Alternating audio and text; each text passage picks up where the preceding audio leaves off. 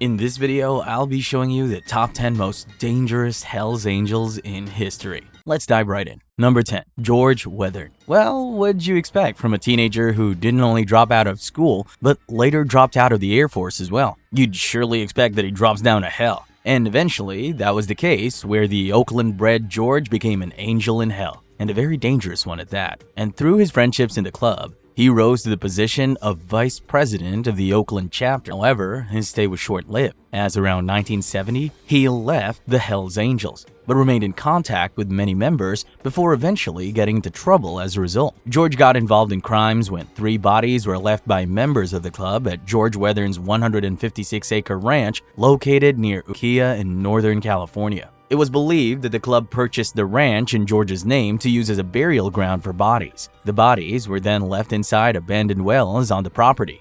One of them was a young woman who had been shot in the head. The other 2 bodies being those of Hells Angels prospecting members who were trying to stage a coup and were strangled to death as a result. The 2 were allegedly given cups of coffee spiked with LSD. And while George is not believed to have been involved in the murders, he had left the keys of the ranch with William Mitten, whom he owed a debt after shooting him while in a drugged state at a party. The exposure came after Hells Angels member Whispering Bill Piffer, who was in jail, pointed fingers at the ranch where George and his wife lived. Cancer was taking over Piffer's body, and he didn't have long to live. In an effort to spend time on the outside before his death, he made a deal for immunity and turned witness to the murders. A raid was performed on the ranch, where drugs and weapons were found, along with the bodies. Afterwards, George was promptly arrested along with his wife. After his arrest, he decided to turn state witness in a deal which saw him receive immunity in return for disclosing the location of the bodies on his ranch. He then testified in court against Hells Angels members. Shockingly, on the 7th of November, 1972, he was sharing a jail cell with his wife when he stabbed pencils into his own eyes, at which point his wife began screaming. After testifying against the Hells Angels, he was then placed in a witness protection program along with his wife and 2 children. Currently, his whereabouts are unknown. And we move to the 9th, a true hunter of hunters. Number 9. Alan Pisaro. With Pisaro around, you dare not attend concerts freely. A true Hells Angel who went as far as hunting a hunter. Alan Pisaro was a member of the Hells Angels Motorcycle Club, who is most popular for his slaying of Meredith Curley Hunter Jr. at the 1969 Altamont Free Concert, where the Hells Angels were hired to provide security and prevent the audience from getting on stage. Murderers providing security? Well, it turned out as expected. A killer concert. Pitifully, they did this in exchange for $500 worth of beer, and as the Hells Angels got intoxicated and the crowd became restless, numerous fights broke out. And by the time the Rolling Stones took to the stage in the early evening, the mood had taken a decidedly ugly turn, as numerous fights began to erupt between Angels and crowd members.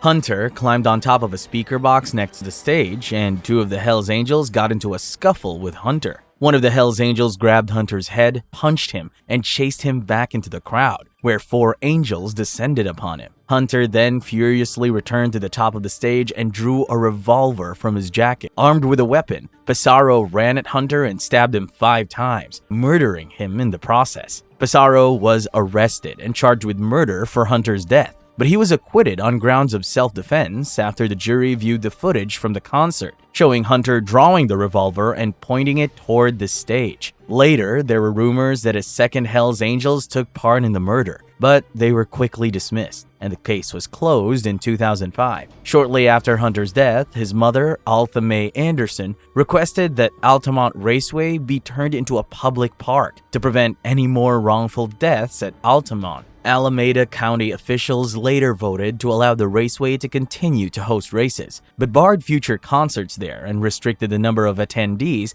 to 3,000. Pisaro drowned in Anderson Lake in southern Santa Clara County on March 29, 1985. Police said the death is kind of suspicious, though foul play was never confirmed. He's buried at Los Gatos Memorial Park in San Jose, California. And to the eighth angel, the desert driver himself, whose kill and run eventually led him to a foreign jail. Number 8. Paul Aishad. Aishad needed help to murder a drunk, vulnerable woman, but when he had to travel out of the country secretly to escape punishment, he was surprisingly able to do it alone. But how? In October 2001, S.H.I.E.L.D., along with fellow Hells Angels Kevin J. Augustiniak and Michael Christopher, aka Mesa Mike Kramer, were involved in the murder of Yvonne Garcia, a 44-year-old mother of 6 with different fathers. The Angels had sent out a prospect to go hunt for women for sex, and he found one. It was Garcia. After luring her to their presence, the intoxicated Garcia verbally insulted and disrespected members of the club at the Hells Angels clubhouse in Mesa, Arizona. As a result, they brutally punched and beat her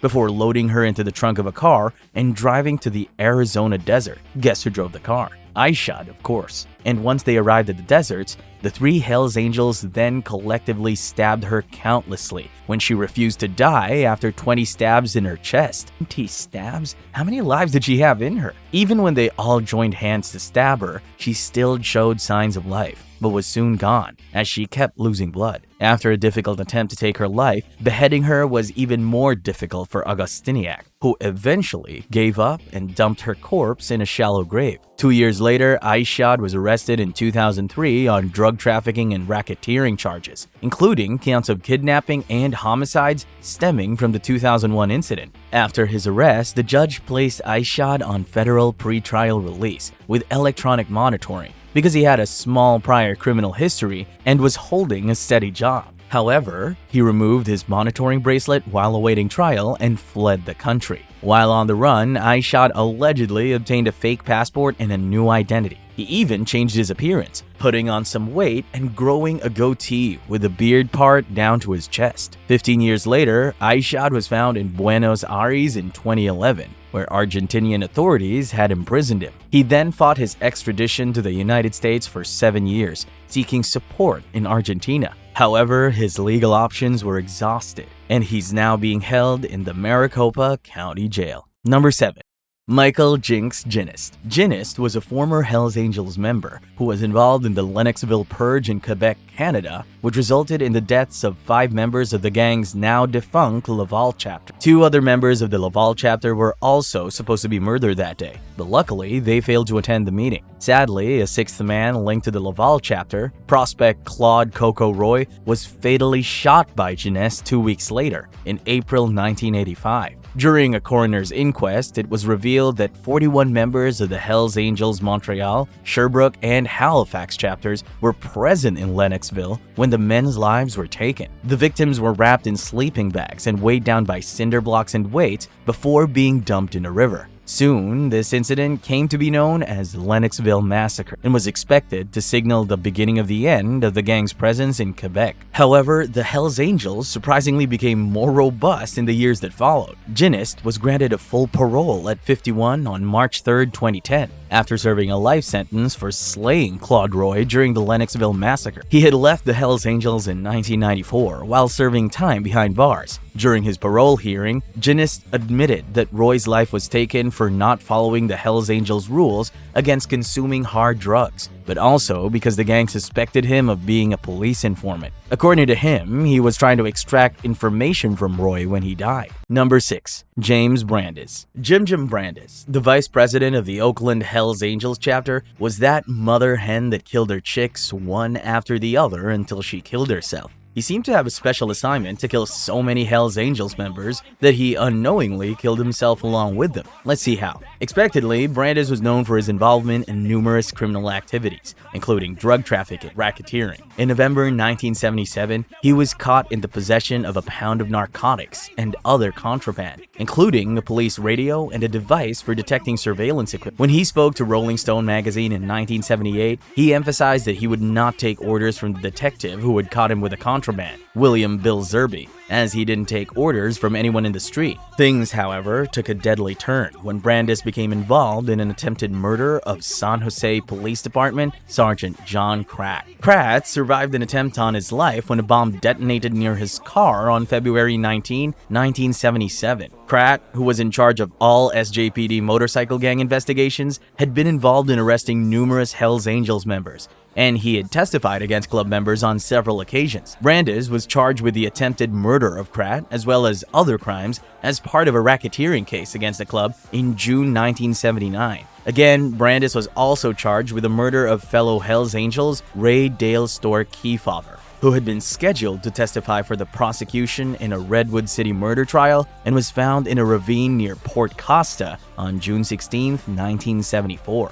Also, he was implicated in the murders of Hells Angels associated Alvin Lloyd Prater and his wife, Mary Ellen, who was discovered by the side of a road near Sunol on August 24, 1974, after being fatally shot 2 days earlier. Despite being implicated in 4 crimes, Brandis was never convicted. Brandis and Vallejo's Hells Angels chapter member Kenneth Owen were charged with the attempted murder of Zerby. Brandis' first trial ended in a mistrial in July 1980, as did the retrial in February 1981. Ultimately, Brandis took his own life in prison, while Owen died on July 4th, 2016. We're halfway gone now. If you've enjoyed this video, kindly hit the like button and subscribe to this channel. And let's know your worst story so far in the comment section. On to the next. Number 5. David Wolf Carroll. If I asked for the synonym of the word acquitted, I'd tell you all the answer would be wrong except David Carroll. That's the perfect synonym. It wasn't just about his murder and crimes, but how he was always acquitted after his court trials. And when he was finally prosecuted after several murders, he acquitted himself by flying to another country. What a clever move. David Carroll, also known as Wolf, was a notorious Canadian outlaw biker and gangster who was a member of the elite Nomad chapter of the Hells Angels in Quebec. Upon his recruitment, he was placed in charge of drug dealing in the Laurentians and became the most trusted hitman of the man who recruited him, Boucher. He went on to participate in at least 15 murders and was present during the Lennoxville Massacre of 1985, in which 5 Hells Angels' lives were taken. He was charged with first-degree actions during the massacre, but was later acquitted in 1987. Before moving to Quebec, Carroll worked as a pimp in Halifax, demanding 40% of all the earnings made by the local escorts. He was arrested with 7 other members of the Halifax chapter and charged with living off the avails of prostitution. Carroll and the other accused were imprisoned and sentenced to a 1-year jail term. In 1988, Carroll was again charged with first degree in connection with the death of a young man in Dartmouth who owed a drug debt to the Hells Angels. And like other times, he was acquitted again. He later moved to Quebec, where he settled with his common-law wife and their son. In 2001, Carroll was charged with 13 counts of first degree as part of Operation Springtime. At the time, he was believed to be in Ixtapa, Mexico, and an extraction request was filed with the Mexican government. Carroll, however, disappeared along with another Hells Angels member.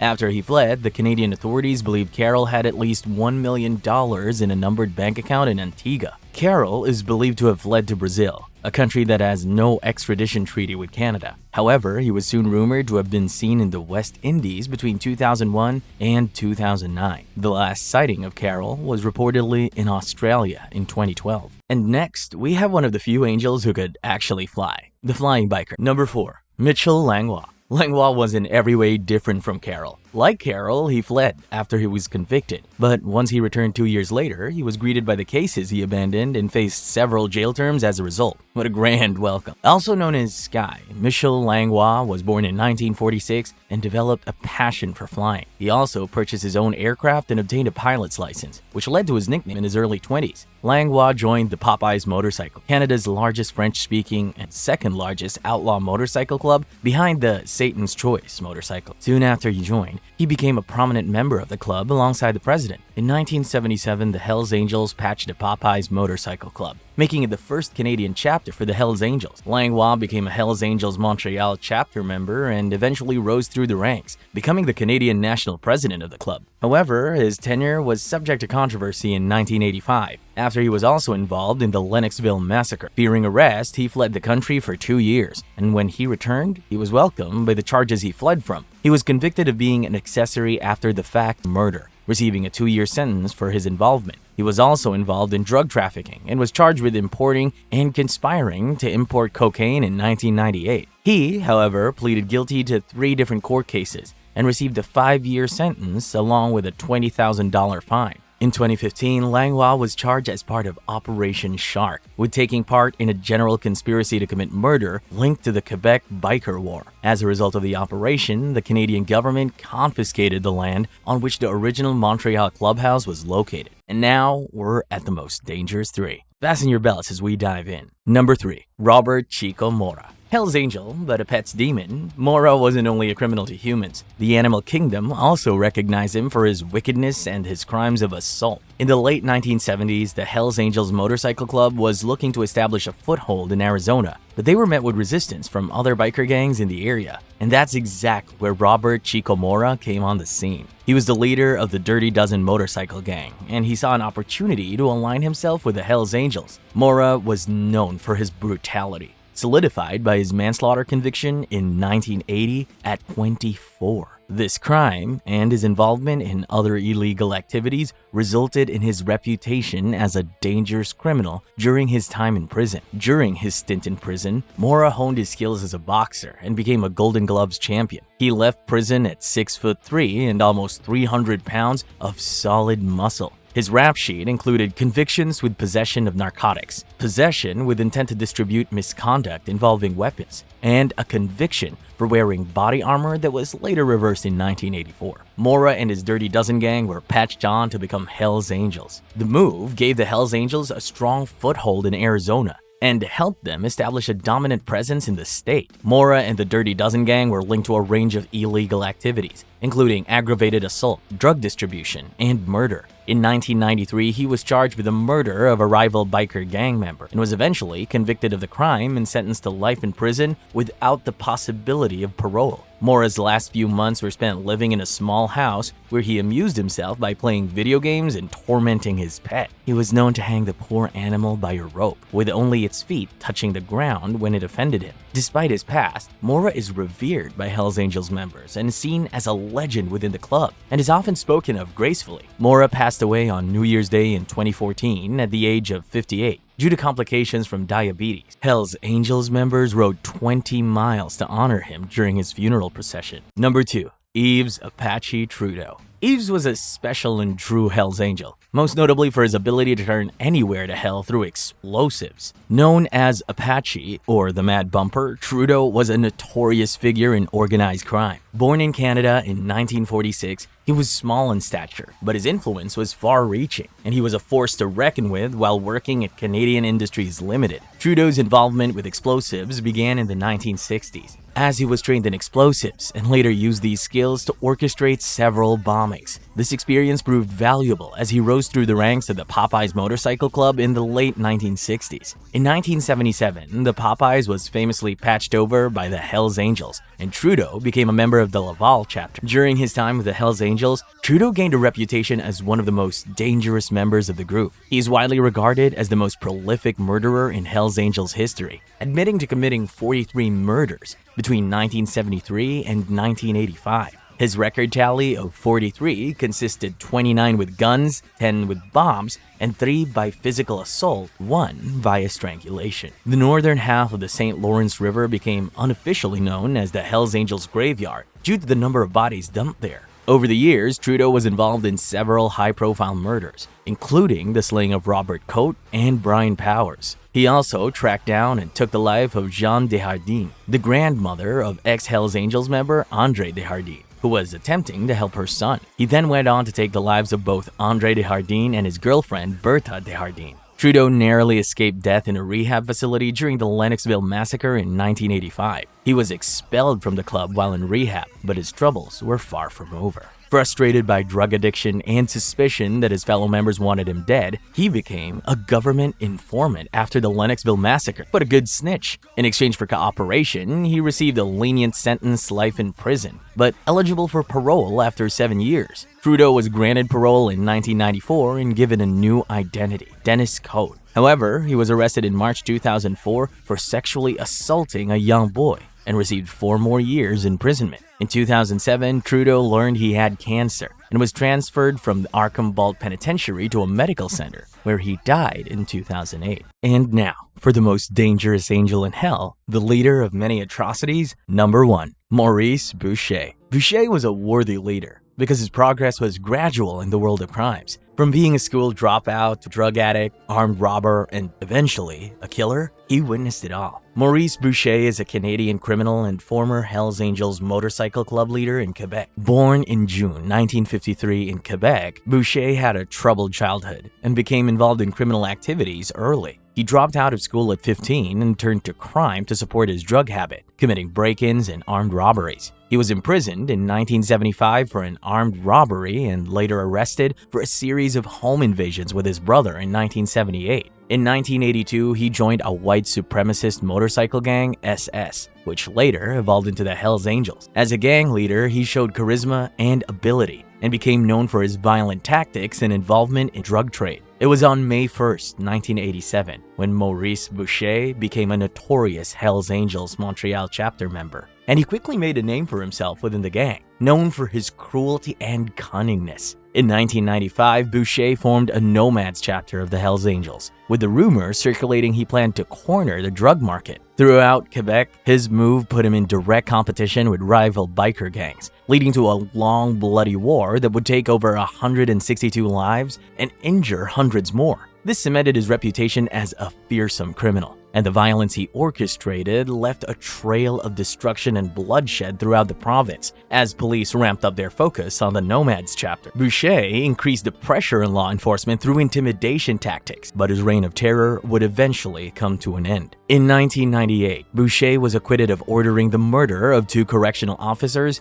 and attempted murder of a third. However, police obtained an informant, Stiohane Gan, who stated that Boucher indeed ordered the murders. In May 2002, Boucher was found guilty and sentenced to life in prison. While serving his sentence, Boucher was reportedly expelled from the Hells Angels in 2014, but it wasn't the only trouble he faced behind bars. In 2015, he and a fellow inmate were charged with attempted murder after allegedly stabbing another prisoner. Since 2002, Maurice Boucher has been held in Special Handling Unit, a super maximum federal prison located in Saint-Anne-des-Plaines, just outside of Montreal. The Special Handling Unit is part of the Regional Reception Center. He passed away in 2022 from cancer while incarcerated at a palliative care ward. Despite his conviction, Boucher remains a figurehead for the Hells Angels, with many still in awe of his power and influence. But for those who suffered from his evil deeds, he'll forever be remembered as a ruthless and remorseless criminal who terrorized the streets of Quebec. And that's all in this one. Do well to like this video and subscribe to this channel. Also, let us know which story was your favorite on the list in the comment section. Until next time, peace out.